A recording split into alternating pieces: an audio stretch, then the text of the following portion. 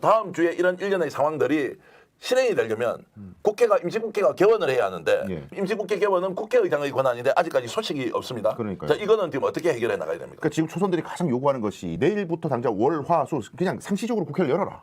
왜냐하면 이 상황이 언제 급변할지 모르니까 국가 비상 상황이기 때문에 열어라고 요구하고 있는데 우원식 의장이 금요일 한덕수 총리에 대해서 권한쟁의 심판 청구를 할 때 중간적인 어설픈 미봉책을 한 느낌이 듭니다.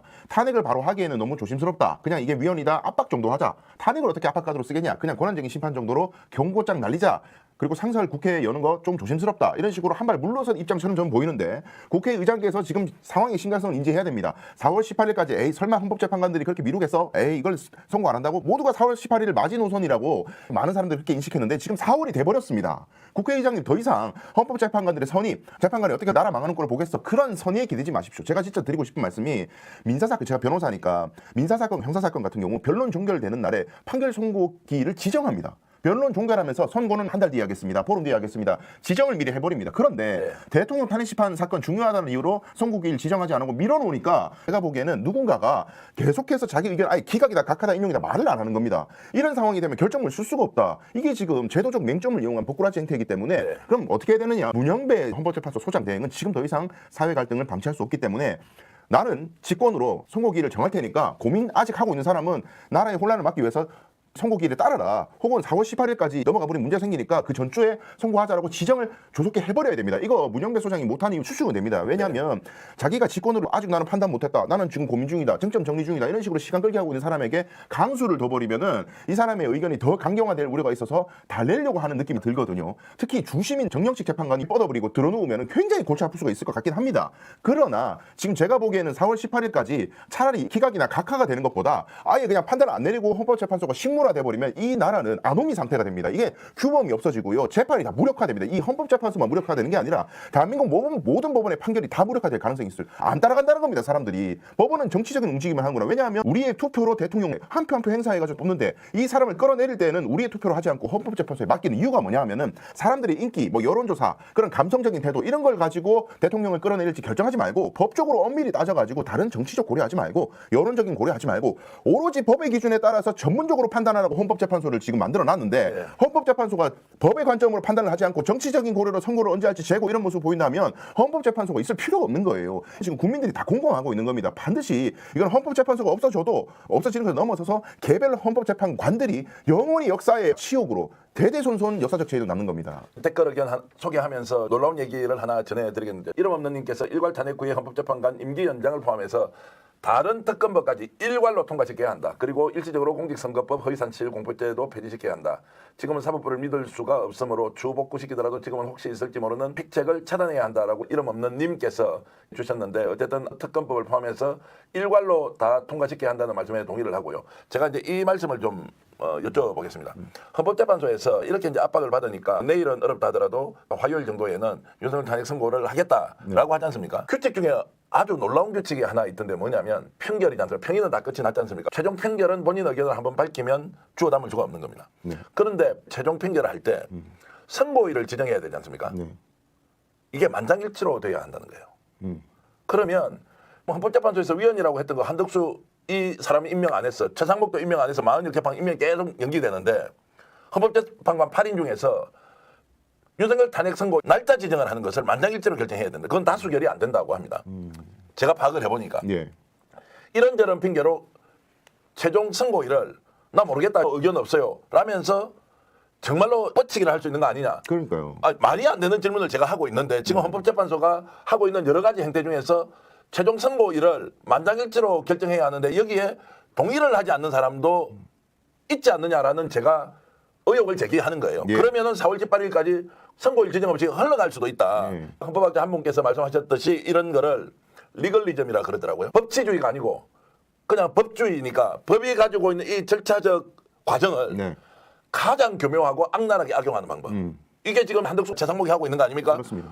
위원이라고 결정하고 임명을 하라고 하는데도 임명권이라는 말 그대로 요식 행위를 가지고 뻗치기를 하는데 이게 아무 문제 없는 것처럼 가고 있는 이 나라에서 헌법재판소 8인이 최종 선고일을 지정해야 하는데 한 사람이 선고일을 지정하는데 동의를 못하겠다고 하고 뻗치기를 하는 상황이 없으라는 보장이 있느냐라는 이제 문제 제기를 하는 겁니다. 그렇습니다. 지금 이제 다양한 의견이 있는데 선고기를 헌법재판소 소장이 직권으로 재량으로 지정할 수 있다라는 의견, 그다음에 다수결이라는 의견, 만장일치라는 의견, 사람들이 의견이 분분합니다. 근데 이거는 왜 그러냐면은 외부에 명확하게 규정이 드러나지가 않아요. 네. 근데 이거는 여러분 잘 생각해 보십시오. 우리 일반 시민들이 적용받는 법들은요 아주 촘촘합니다. 왜 촘촘하냐면은 시민들은 언제든지 법을 위반할 수 있는 가능성이 높다고 보고 규정을 엄밀하게 만들어놔요. 근데 이렇게 헌법재판관 같은 나라의 어르신들한테 적용되는 법은요 엉성하기 짝이 없습니다. 대통령에게 적용되는 법도 매우 허술합니다. 대표적으로 지금 이 나라가 이렇게 혼란상으로 된 가장 근본 원인 중 하나가 대통령 거부권이에요.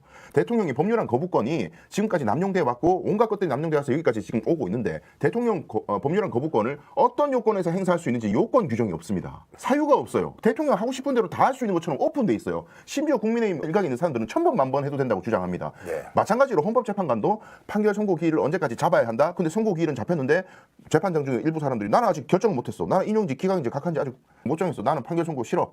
고민할래 계속. 이렇게 뻗댔을 때는 언제까지 해야 한다. 혹은 그렇게 계속 안 하는 재판관을 제재할 수 있다. 직권으로 소장이 뭘 할 수 있다. 이런 세부 규정이 있어야 되는데 왜 없느냐면은 헌법재판관이 그럴 리가 있나. 그 사람들은 나라에서 훌륭한 사람들이고 똑똑한 사람들이고 대단한 사람들인데 일반 시민하고 다른데 뭐 그런 짓을 하겠어? 라는 선의에 기대하고 있기 때문에 규정들이 모호한 거예요. 그러니까 이제 이 헌법재판관들이 그런 것들까지 규정해야 될 만큼 위치에 있는 사람이 아니잖아요. 그러니까요. 대한민국의 헌법 수호를 어떻게 해야 할 것이냐. 네. 그리고 민심이 어떻게 가고 있느냐. 그리고 대통령이라는 자가 했던 행위에 대한 중대성, 위헌성 판단하고 끝을 내면 되는데 거기에 대해서 정말로 지연 말단의 권한을 가지고 악용을 해서 헌법재판소에서 해야 하는 탄핵선고일 지정을 나 동의 못하겠다. 그래서 이거 만장일치로 해야 된다. 지금까지 만장일치로 다 하지 않았느냐라고 네. 우길 경우에 방법이 없다는 거예요. 그렇습니다. 지금까지 단 한 번도 만장일치로 안 한 적이 없죠. 선고일 지정조차도 만장일치가 안 되기 때문에 하지 말자고 할 사람들이 나올 수 있다. 이거를 정말로 시장 바닥에 살고 있는 내가 현장에서 오는 느낌으로 지금 8인 중에 한두 사람은 충분히 그렇게 하고도 남는다라는 전제로 저는 민주당에서 이 문제도 생각해봐야 한다.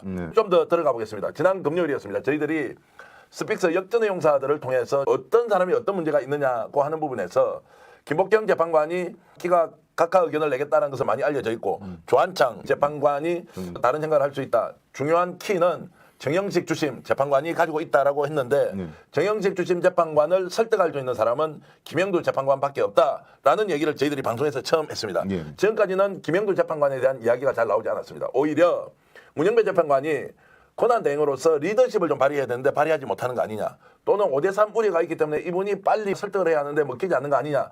그래서 문영배 권한 대행의 리더십과 관련된 문제에 대한 지적을 했지만 실제로 정영식 재판관을 설득할 수 있는 사람은 김영두 재판관밖에 없다라는 이야기를 지난 금요일 날 하고 토요일 날 아침에 인터뷰했던 내용에도 왜 그런지에 대해서 상세히 설명한 적이 있는데요. 어저께 MBC 김종배의 시선집중에서요. 네. 한동대 이구군 교수가 김영두 재판관의 역할이 굉장히 중요하다라는 이야기를 방송 중에 하시더라고요.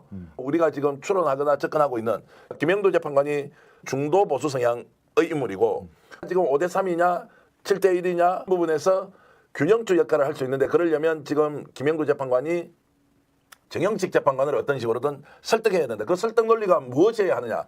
나라를 위해서 지금 어떻게 해야 하느냐. 국가를 위해서 어떤 선택을 해야 하느냐라는 것을 구체적인 이름을 거론하면서 김영두 재판관이 설득을 해야 한다는 외부의 압박을 넣지 않으면 헌법재판소 내부에서 교통정리를 하는 것이 상당히 어렵겠다라는 얘기를 했는데 그 얘기가 어제도 MBC 시선집중에서도 나오고 그 교수님과도 제가 통화를 해보고 일맥상통한 내용들이 있어서 저희들이 지금 취재하고 여러분들께 알려드리는 내용이 완전히 추론의 영역에서 10가지, 20가지의 가정의 수로 분석해서 알려드리는 것과 좀 다르다라는 말씀을 드리면서 내일은 헌법재판소에서 선고일을 지정하지 않을 것이다라는 것은 확실시 되고 있고요. 화요일 날은 하지 않을 가능성이 한 80%, 할 가능성이 20%인데 이런 걸 본다면 중간에서 균형주 역할을 하고 있는 김영두 재판관의 역할이 매우 중요하다. 그날 방송 같이 하셨죠, 서울에서. 그 뒤에도 이제 보도되는 상황이 있었다라는 것을 시청자 여러분께 말씀을 좀 드리겠습니다.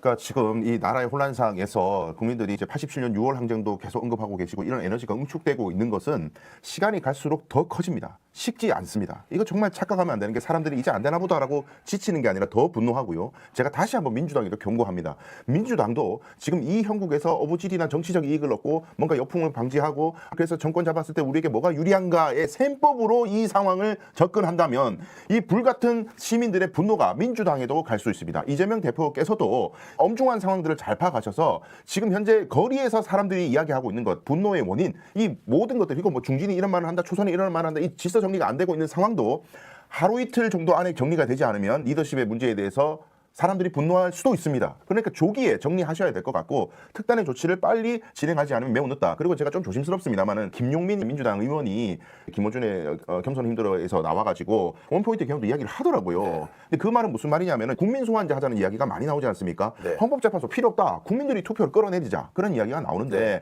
근데 지금 우리 법에 국민 소환제가 없어요. 지방자치단체장에 대한 소환제는 있지만 대통령에 대한 국민 소환제는 없어요. 없다 보니 유일하게 할 수 있는 방법이 헌법으로 대통령 임기 부분만 단축을 시켜가지고 윤석열이 빨리 내려오게 하자. 진행하게 되면 옛날에는 어려웠지만 지금은 국민의힘 의원들 중에서도 다수가 포섭될 수 있다는 이야기를 하던데 이것도 사실 정말 비극적인 얘기예요. 지금 9번의 헌법 개정이 있었는데 10번째 헌법 개정이 겨우 윤석열을 제도권 안에서 헌법으로 파면을 못 시켜가지고 변칙적으로 국민들이 투표장에 나와가지고 이 나라를 또 혼란상에 빠뜨리자는 이 얘기하는 것 자체가 비통한 얘기입니다만은 4월 18일까지 문제 해결이 안 되고 만약에 정말 헌법재판소가 식물 상태로 빠져든다면 이거 외에는 국민혁명 외에는 대안이 없어요. 네. 그러니까 이거 국민혁명이라는 게 말이 쉽지 정말 국민들에게 피눈물 나게 하는 겁니다. 너무 네. 아프게 하는 거예요. 이런 상황에서 어떤 유혈 사태가 생길지 모르고 조금 미개한 나라에서는 전부 내전으로 무기 들고 싸움하는 형국으로 가는 겁니다. 정치인들은요 여야 막론하고 이런 상황을 만약에 만들어냈다면 전부 다 정치인으로서 자격이 없어지는 거예요. 국민들 손에 피 묻히게 하지 말고 그런 유혈 사태 절대로 방지해야 된다. 무슨 일이 있어도 같은 민족끼리 싸우는 일을 막아야 된다. 그런 절박한 마음으로 비상대책을 마련하시기 바라겠습니다. 여러분들 어제 광화문 집회가 어떤지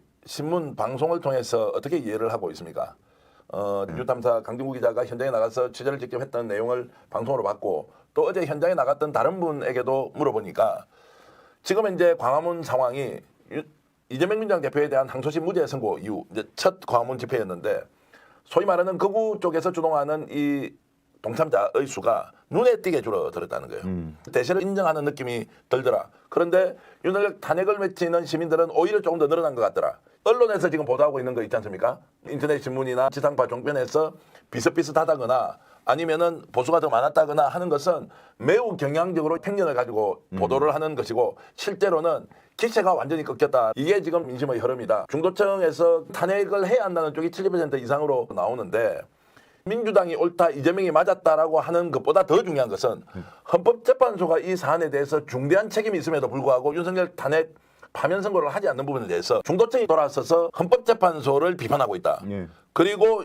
이재명은 죽일 수가 없다.